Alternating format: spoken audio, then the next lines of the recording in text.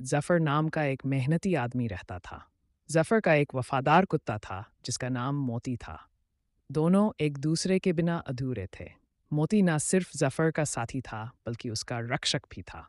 वह हमेशा जफ़र के साथ रहता था, चाहे जफ़र खेतों में काम कर रहा हो या शाम को पेड़ के नीचे आराम कर रहा हो।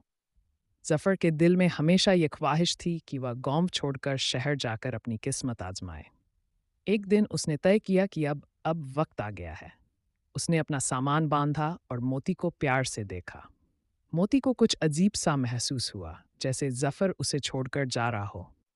जफ़र ने मोती के सिर पर हाथ फेरते हुए कहा, मोती, मेरा इंतज़ार करना, मैं जल्दी वापस आऊँगा। यह कहकर वह रवाना हो गया। मोती दरवाजे पर खड़ा उसे जाता हुआ देखता रहा।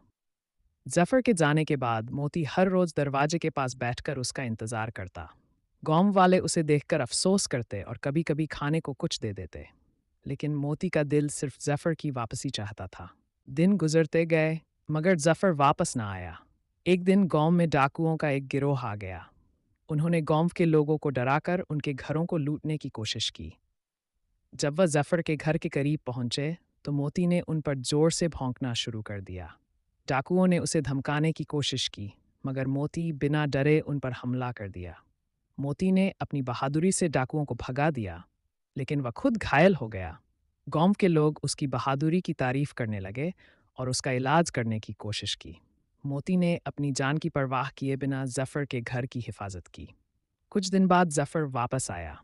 जैसे ही मोती ने जफ़र को देखा, वह घायल होने के बावजूद अपनी पूरी ताकत जुटाकर उसकी तरफ दौड़ा।